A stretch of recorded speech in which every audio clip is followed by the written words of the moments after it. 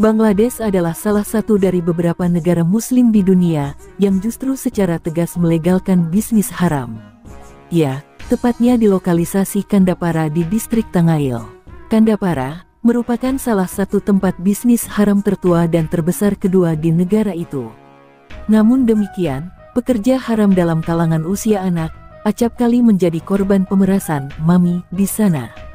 Menurut Independen, rumah-rumah sebagai tempat bisnis haram tersebut telah ada bahkan sejak 200 tahun yang lalu. Tempat ini memang sempat dibongkar pada tahun 2014, namun kemudian dibangun kembali dengan bantuan LSM lokal. Atas kegumulan di sana, lantas banyak perempuan lahir dan dibesarkan di sana. Bagi para pendukung aktivitas haram ini menganggap, pekerja haram adalah suatu pekerjaan yang legal dan lumrah. Lebih jauh, pada tahun 2014, Bangladesh National Women Lawyers Association meyakinkan pengadilan tinggi bahwa penggusuran lokalisasi merupakan suatu tindak ilegal. Kini, distrik bordil tersebut dikelilingi dinding dan memiliki peraturan tersendiri. Bahkan hierarki kekuasaan pun sama sekali berbeda dengan arus masyarakat pada umumnya. Tahapan yang paling rentan bagi mereka, manakala seorang pekerja muda memasuki rumah bordil. Ia akan disebut sebagai seorang gadis terikat. Gadis terikat biasanya berusia 12-14 tahun. Gadis-gadis ini kebanyakan berasal dari keluarga miskin, dan seringkali menjadi korban perdagangan manusia. Mereka tidak memiliki kebebasan dan hak. Mereka sepenuhnya milik sang mami, terikat hutang, tidak diizinkan pergi keluar ataupun memiliki uang. Ketika mereka telah membayar semua hutang mereka, yang diperkirakan membutuhkan waktu hingga 5 tahun, mereka akan berstatus sebagai pekerja independen dan dapat menolak pelanggan mereka. Selain itu, tantangan yang dihadapi adalah stigma sosial dan tekanan yang acap kali menolak mereka. Yang demikian ini memicu mereka untuk tetap bekerja, dan akhirnya terus menghidupi keluarga dengan uang dari hasil pekerjaan mereka di rumah bordil tersebut. Parahnya lagi, banyak lokalisasi kumuh yang dihuni gadis berusia remaja. Rata-rata dari mereka dijual secara sukarela oleh orang tuanya sendiri demi memenuhi kebutuhan hidup yang kian mencekik.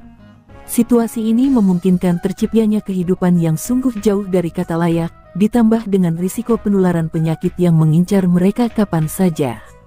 Lebih daripada itu, karena angka kemiskinan yang terus meningkat, orang tua yang menyerahkan anak gadis ke mama sudah menjadi hal yang wajar di daerah tersebut. Mirisnya lagi, rata-rata anak gadis dijual dengan harga yang sangat murah, yaitu sekitar 20.000 taka atau sekitar 2 juta rupiah. Kemudian daripada itu, mereka lalu dijual. Gadis-gadis tersebut harus menghabiskan kurang lebih hingga setengah masa hidupnya sebagai pekerja haram. Mereka wajib menyerahkan seluruh penghasilannya pada mucikari dan tak diizinkan memegang uangnya sendiri. Belum lagi mereka harus bersaing dengan pekerja lain untuk menarik pelanggan. Bahkan mereka dapat berkumpul dengan keluarga dan menjalani kehidupan yang normal pun tinggal impian belaka. Sehubungan dengan itu, Kandapara memiliki total sekitar 600 rumah yang dihuni oleh 900 hingga 1.200 pekerja. Jumlah sebenarnya barangkali lebih tinggi, karena daerah tersebut memiliki banyak pekerja di bawah umur. Keberadaan mereka biasanya disembunyikan oleh ibu mereka di tempat mereka bekerja. Banyak gadis berusia 12-14 tahun datang ke Kandapara dari keluarga miskin atau diperdagangkan dari berbagai negara di Asia Tenggara termasuk Nepal. Satu penelitian menemukan lebih dari 50% pekerja berhutang atau pernah berhutang kepada seorang mami.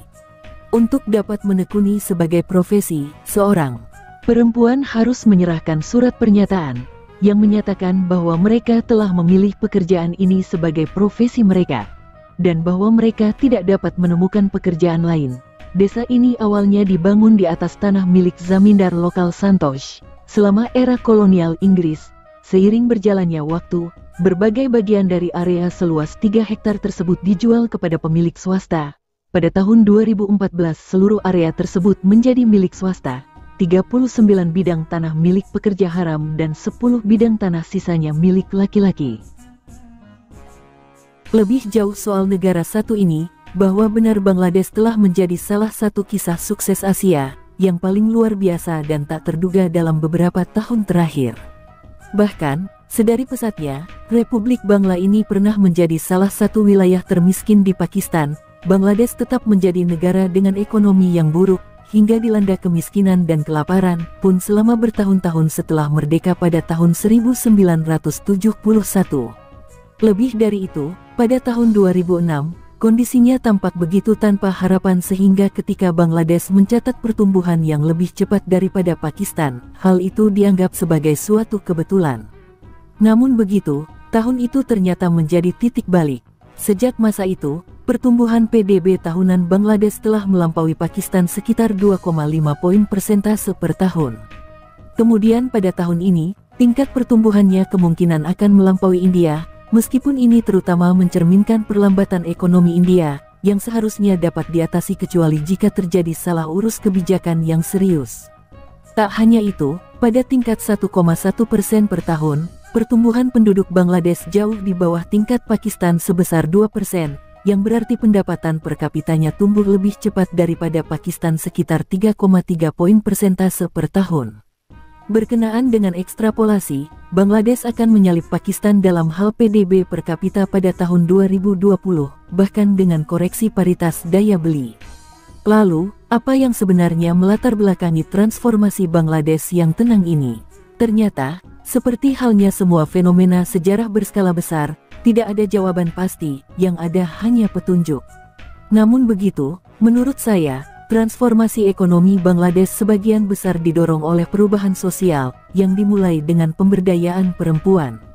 Selain itu pula, berkat upaya lembaga swadaya masyarakat Grameen Bank dan BRAC, beserta upaya pemerintah terkini, Bangladesh telah membuat langkah signifikan dalam mendidik anak perempuan dan memberi suara yang lebih besar kepada perempuan, baik di rumah tangga maupun di ruang publik.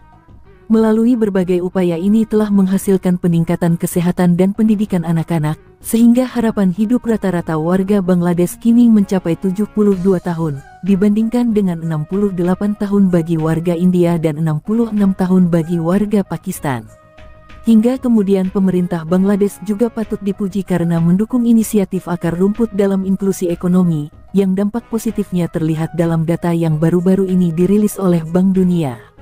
Di antara orang dewasa Bangladesh yang memiliki rekening bank, 34,1% melakukan transaksi digital pada tahun 2017, dibandingkan dengan tingkat rata-rata 27,8% untuk Asia Selatan. Selain itu, hanya 10,4% rekening bank Bangladesh yang tidak aktif, artinya tidak ada penyetoran atau penarikan pada tahun sebelumnya dibandingkan dengan 48% rekening bank India. Penjelasan parsial lainnya untuk kemajuan Bangladesh adalah keberhasilan industri manufaktur garmennya. Keberhasilan itu sendiri didorong oleh sejumlah faktor. Satu hal penting adalah bahwa perusahaan garmen utama di Bangladesh berukuran besar, terutama jika dibandingkan dengan perusahaan di India, yang sebagian besar disebabkan oleh undang-undang ketenagakerjaan yang berbeda. Semua pasar tenaga kerja memerlukan regulasi. Namun, di India, Undang-Undang Sengketa Industri tahun 1947 memberlakukan pembatasan berat terhadap kemampuan perusahaan untuk mengontrak pekerja dan menambah tenaga kerja mereka, yang pada akhirnya lebih banyak menimbulkan kerugian daripada manfaat. Undang-undang tersebut diberlakukan beberapa bulan sebelum kemerdekaan India dan Pakistan pada bulan Agustus tahun 1947 dari kekuasaan Kekaisaran Inggris, yang berarti bahwa kedua negara baru tersebut mewarisinya. Namun, rezim militer Pakistan, yang tidak sabar dengan serikat pekerja dari wilayah yang akan menjadi Bangladesh, mencabutnya pada tahun 1958.